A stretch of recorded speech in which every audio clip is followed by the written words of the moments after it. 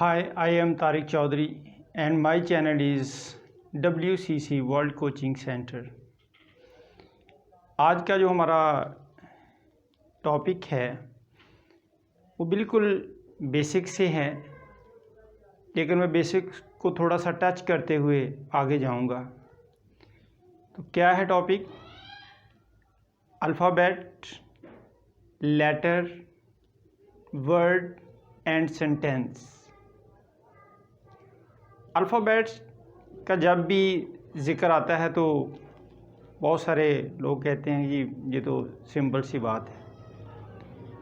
तो मैं एक आपसे छोटा सा क्वेश्चन करता हूँ, ऑनेस्टली इसके बारे में ज़रूर सोचिएगा कि ये क्वेश्चन जो है वाकई आपको आता है।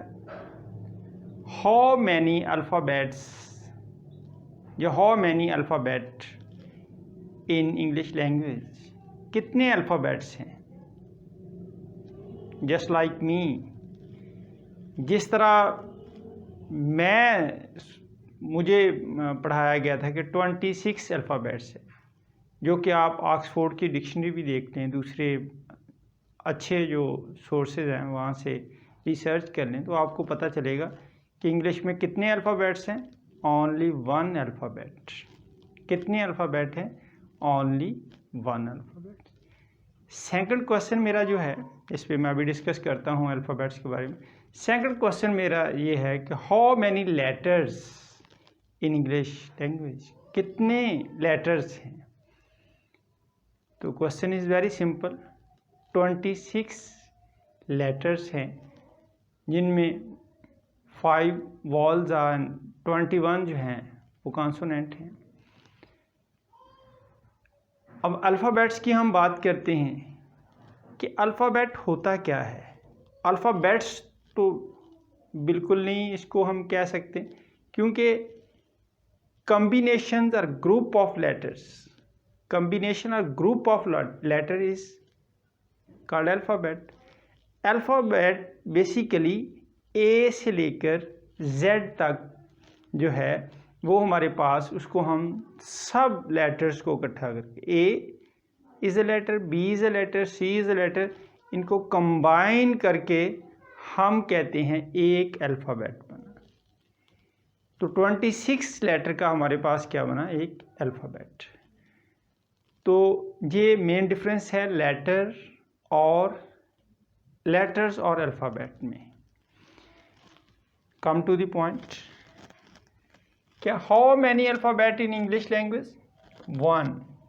हम कहेंगे कितने अल्फ़ाबेट्स हैं? 1 अल्फ़ाबेट्स। और how many letters are English language? हम कहेंगे 26 लेटर्स। ए भी हमारे पास लेटर्स, बी, सी एट्सेट्रा, ये 26 जो हैं हमारे पास क्या हैं? दीज आर लेटर्स हैं। और लेटर्स को कंबाइन करके हम एक अल्फ़ाबेट बनाते हैं, जो कि मोस्टली हम कहते हैं 26 अल्फ़ाबेट्स है। It is totally wrong perception. And दूसरी बात इसमें ये मैं कहूँगा कि अल्फ़ाबेट्स के जो लेटर्स और अल्फ़ाबेट के हवाले से, कि एक मोस्टली लोग प्रोनाउंस करते हैं आज की मॉडर्न वर्ल्ड में। मॉडर्न वर्ल्ड क्या कहती है जी? आज की मॉडर्न वर्ल्ड वाले कहते हैं जी जेड को जी पढ़े। No, what is difference between Z and G? हमें तो वैसे जेड ही पढ़ना चाहिए। क्या रीज़न है इसके पीछे? इसके रीज़न पीछे ये है कि हम ब्रिटिश जो है वो ब्रिटिश इंग्लिश पढ़ते हैं, बरतानिया वाली इंग्लिश जो हमें वो इधर सब कॉन्टिनेंट में छोड़ के गए थे, हम वो ही पढ़ते हैं। तो जी मोस्टली मीडिया के अंदर बोला जाता है। रीज़न इज़ दैट कि मोस्टली लोग जो है ना वो वाशिंगटन डीसी से या इधर से न्यूज़ वगैरह के जो चैनल्स होते हैं उनके साथ कनेक्ट होते हैं। तो जी है अमेरिकन स्टाइल जो है, उसमें हम जी कहते हैं। हम तो वैसे इसको इसे जेड पढ़ेंगे। रीज़न इज़ दैट कि ये ब्रिटिश अप्रोच है और हमारी कंट्री में ब्रिटिश अप्रोच ही चल रही है मोस्टली। तो इसी लिहाज से जैसे सेंटर, तो मैंने तो दोनों को कॉम्बिनेशन रखा है अपने चैनल के साथ भी, अमेरिकन सेंटर लिखा है, लेकिन वैसे ब्रिटिश तो CENTR ही होता है। और जो जो हमारे पास CENTER जो सेंटर होता है वो अमेरिकन है, CENTRE, तो वो हमारे पास RE वाला जो होता है वो हमारे पास ब्रिटिश है। ये सेंटर में भी थोड़ा सा फ़र्क आ जाता है। तो इसके हवाले से हम वर्ड्स के हवाले से बात करेंगे कि words, what is words? Meaningful combination of letter are well arranged collection of letters is called word. Meaningful combination होना चाहिए। लेटर्स की मैंने पहले बात कर ली, ABCD ये हमारे पास क्या होते हैं, जो पूरे लेटर्स हैं और इनको कंबाइन करके हम बनाते हैं। जो कंबाइन हो जाता है उसको हम अल्फ़ाबेट कहते हैं। और उसके बाद हमारा वर्ड का नंबर आता है कि वर्ड क्या होता है। तो मीनिंगफुल कॉम्बिनेशन ऑफ लेटर्स या well arrange combination of letters. अब मीनिंगफुल कॉम्बिनेशन और वेल अरेंज कॉम्बिनेशन से क्या मीनिंग्स है? फॉर एग्जांपल हमारे पास क्या आता है, हम कहते हैं लव, बुक, तो ये क्या है, L भी लेटर है, O भी लेटर है, V भी लेटर है, E भी लेटर है। तो इनको हमने कंबाइन किया, हमारे पास वर्ड बन गया, एक वर्ड बन गया। इसी तरह BOO के BOOK ये हमारे पास क्या है, ये हमारे पास दीज आर लेटर्स। जब हमने इनको कंबाइन किया तो ये हमारे पास वर्ड बन गया। अब मीनिंगफुल कॉम्बिनेशन का क्या मतलब हुआ? मीनिंगफुल कॉम्बिनेशन का मतलब ये हुआ कि वैसे तो हम लेटर को ऐसे भी लिख सकते हैं, OOK भी, ये कोई वर्ड नहीं बनता क्योंकि ये मीनिंगफुल कॉम्बिनेशन नहीं है, या वेल अरेंज्ड कॉम्बिनेशन नहीं है। तो so word is a meaningful combination of letters और well arranged group of letters is called word. I think so आपके ज़हन में अल्फ़ाबेट्स, लेटर और वर्ड का थोड़ा बहुत कंसेप्ट जो है वो आ चुका होगा। Now come to the sentence. Sentence की तरफ जाते हैं। तो सेंटेंस के अलावा फ्रेज़ भी होती है, क्लास भी होती है, लेकिन हम सेंटेंस को यहाँ पे डिस्कस करेंगे कि व्हाट इज़ सेंटेंस। सेंटेंस क्या होता है? वर्ड्स का कॉम्बिनेशन है, लेकिन वर्ड्स भी वही मीनिंगफुल वाली कि वेल अरेंज्ड वर्ड्स होने चाहिए। तो हमारे पास एक सेंटेंस का स्ट्रक्चर बनता है। तो a group of words which makes a complete sense. Group of words है, जैसे वर्ड्स मैंने कहा था, जब बुक की मैंने एग्जांपल दी, लव की एग्जांपल दी, बेशुमार वर्ड्स जो हम रोज़ाना बोलते हैं, लिखते हैं, तो ये हमारे पास वर्ड्स हैं। तो group of words which make a complete sense. Group of words ऐसा होना चाहिए जो हमें एक सेंस दे। सेंस उस वक्त देगा जब हम पार्ट्स ऑफ स्पीच को अपनी जगह रखें। पार्ट्स ऑफ स्पीच हम पढ़ेंगे जिसमें हम नाउन है, प्रोनाउन है, वर्ब्स है, एडवर्ब है, कंजक्शन है, इंटरजेक्शन है, ये सारे जो हैं ये वर्ड, ये भी वर्ड्स हैं। तो ये पार्ट्स ऑफ स्पीच इनको कहते हैं। ये पार्ट्स ऑफ स्पीच या वर्ड्स जो हैं, इनका कॉम्बिनेशन जो कि मेक अ कंप्लीट सेंस, जो हमें एक मुकम्मल सेंस देता है, उसको हम क्या कहते हैं? It is a sentence. तो हम उसे सेंटेंस कहते हैं। तो सेंटेंस की चंद एक मिसालें हैं, मैं सेंटेंस की मिसालें देता हूँ। कौन सी मिसाल है जी? Major Hasnain orders his soldiers to attack. Major Hasnain क्या करता है?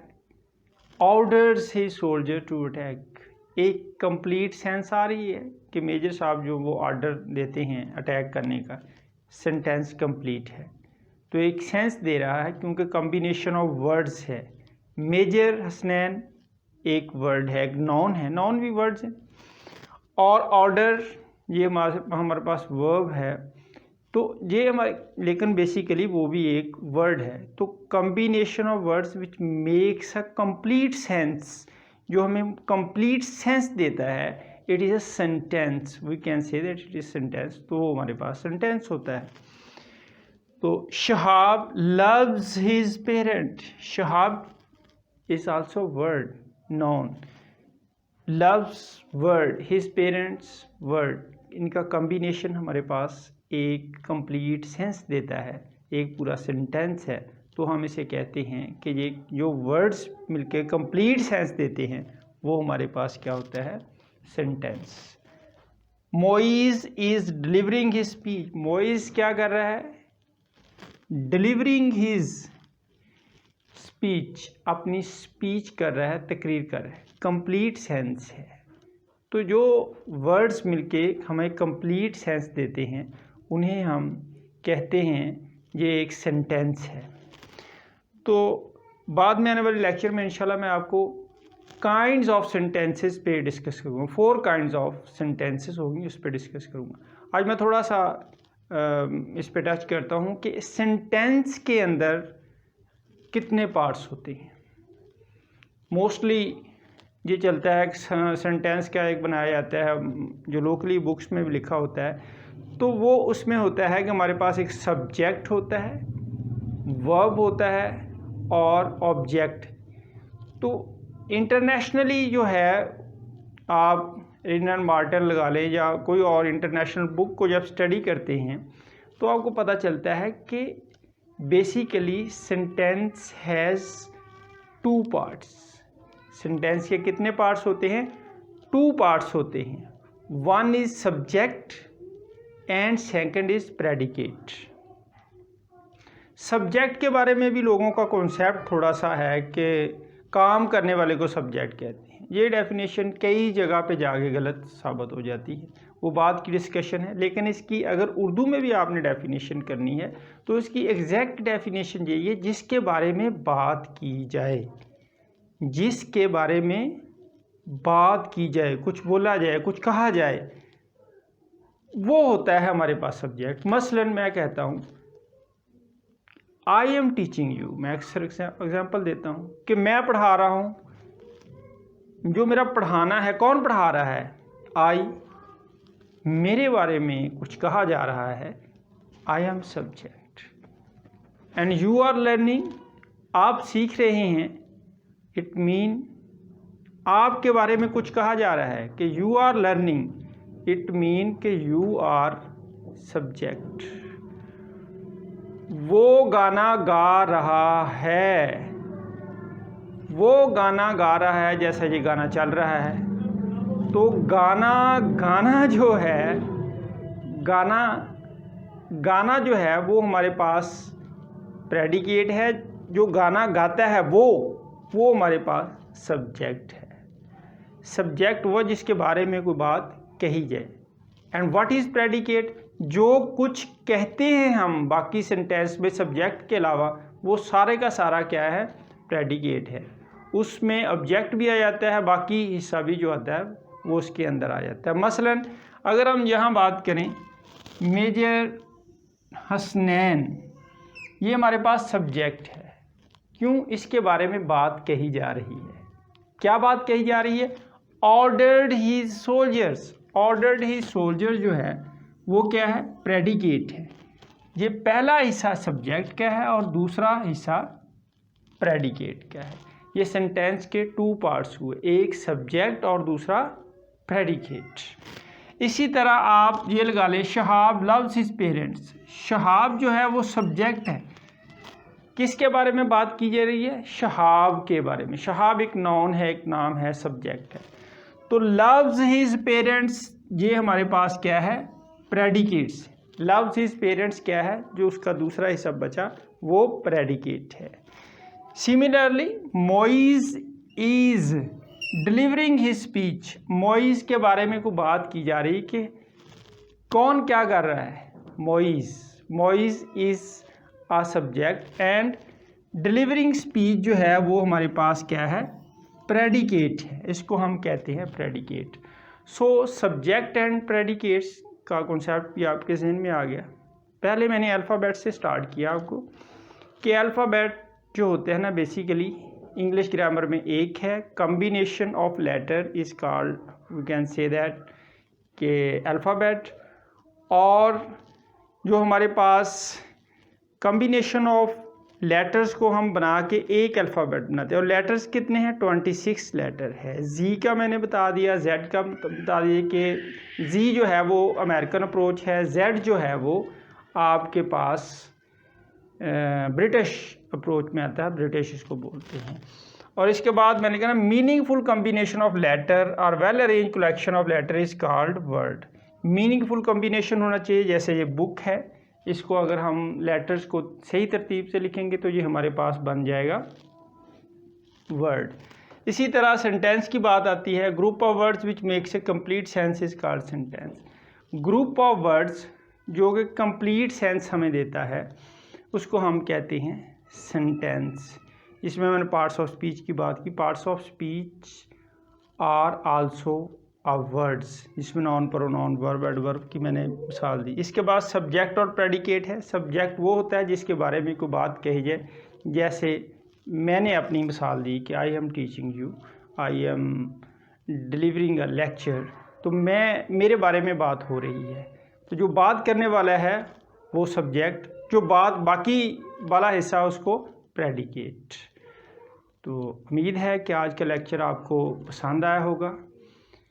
तो मेरा चैनल को सब्सक्राइब ज़रूर कीजिए और इस बेल आइकन पे क्लिक कीजिए सो दैट आने वाली जो वीडियोस हैं, आने वाले जो लेक्चर्स हैं वो आप हासिल कर सकें।